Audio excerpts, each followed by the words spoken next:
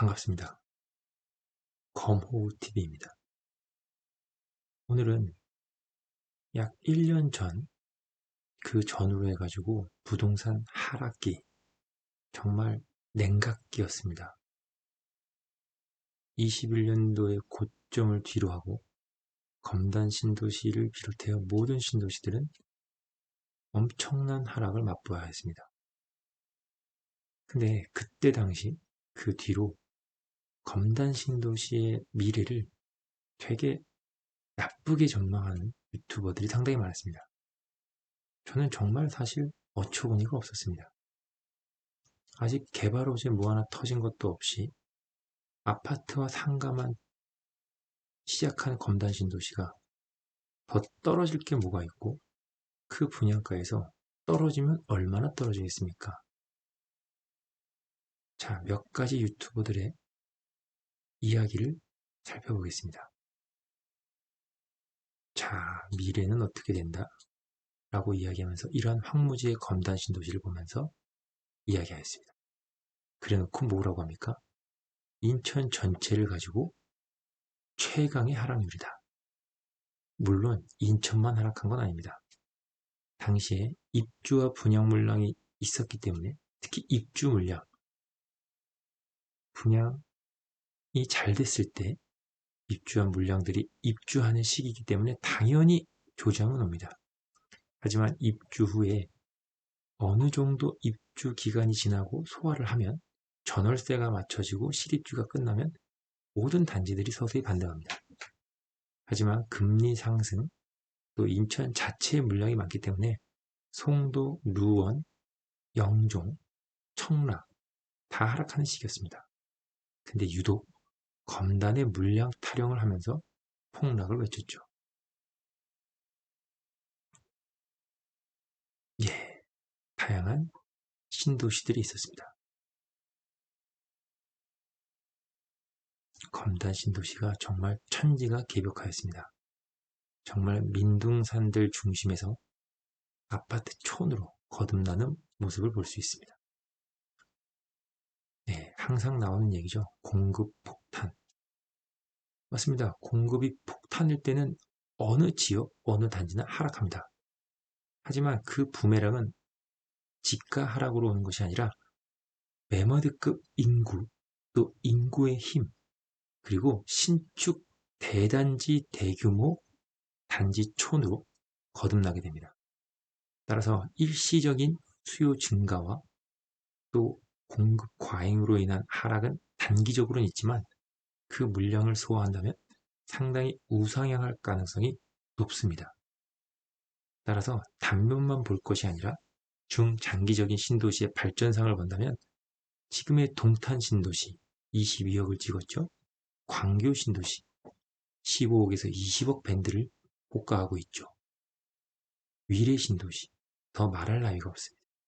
그 신도시들 역시도 미분양, 줍줍, 또 초기 프리미엄에 많은 손바뀜이 있었습니다.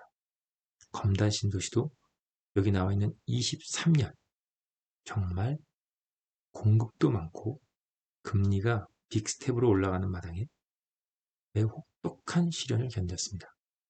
지금 견디신 여러분이 승리자입니다.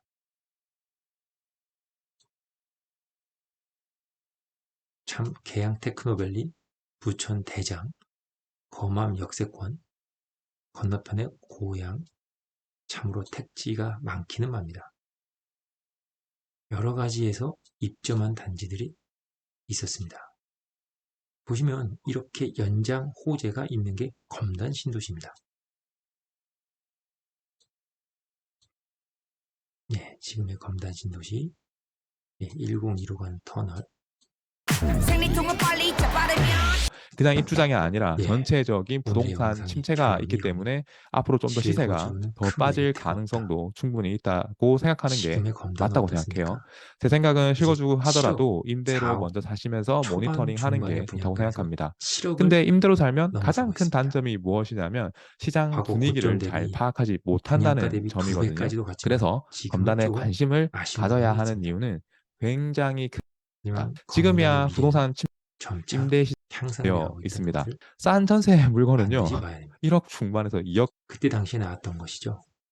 신한 인스빌 융자 낀 단지가 전세가 1억대가 있다. 대성 베레일이 1억대가 있다.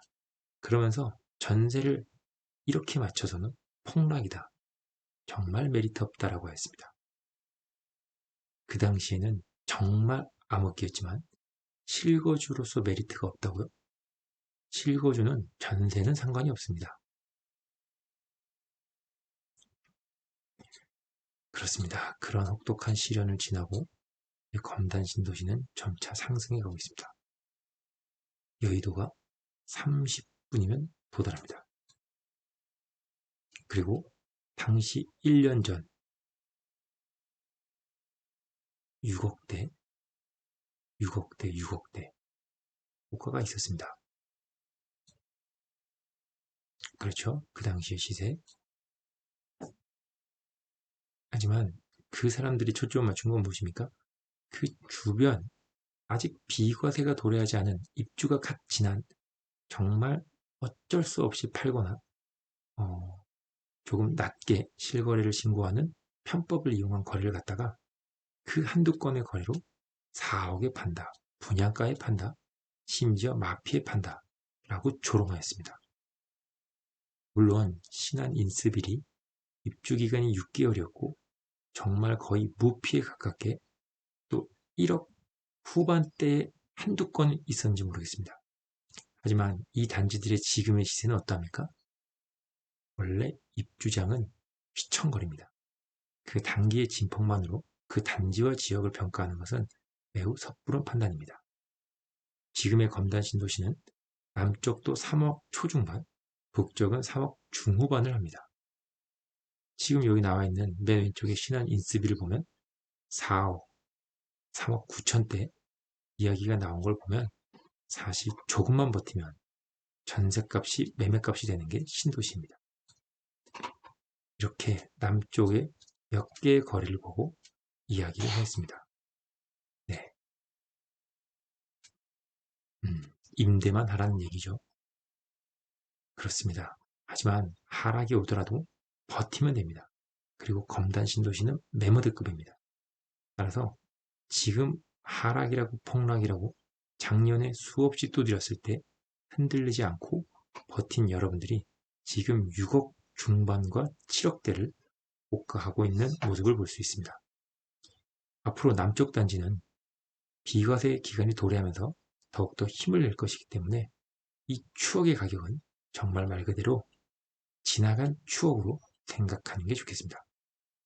이상으로 검단 신도시를 1년 전 폭락으로 외쳤던 다양한 내용들이 있지만 몇 가지 사례로 보게 되었습니다. 저는 검단 신도시가 오히려 가성비가 좋은 임대가 아니라 가성비가 좋은 매매, 실거주, 단지, 지역이다라고 생각합니다. 명품 검단 신도시를 지향하는 검호였습니다.